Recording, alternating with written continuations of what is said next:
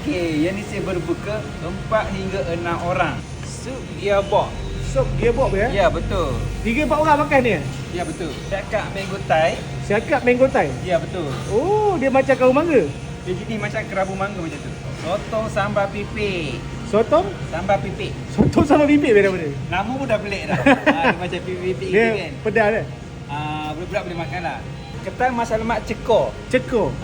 Yang ni pedas. Serius ah? Yang ni pedas. Oh, nampak macam biasa jadi pedas lah. Pedas mantap. Ketam dapat 2 eh? Ketan dah dapat. Rendang kalio. Rendang kalio. Ya, betul. Oh, ni seorang makan 2 orang makan eh? Seorang boleh, 2 orang pun boleh. Terung belado. Oh, dah dapat ulam sekali eh? Dapat ulang cantik lah dia sikit. Baik. Bendi cili. Yang ni memang set sekali eh? Ya, ini memang set sekali. Bek, semua ni berapa ringgit Bek? Okey, ke semua ni ada yang 239 sahaja. Nasi akan dapat 6 lah. Baik, nasi 6. Habis Bek, kalau contohlah nasi putih, saya tak nak Bek, macam mana Bek? Okey, so kalau korang tak nak nasi putih, korang boleh add on nasi goreng ayam pandang. Dia berharga 15.90 sen. Boleh makan 2 orang. Ni kena add on lah. Ya, betul. Ni ayam pandan Bek? Ya, ayam pandang. Oh, baik Bek. Habis Bek, yang set dalam ni, start pukul apa boleh walk in Bek? Okey, pukul 5 petang hingga 12 malam. Oh, 5 dah boleh walk in lah. Ya, betul. Booking pun boleh kan? Boleh, walk in pun boleh. Paling penting booking dulu.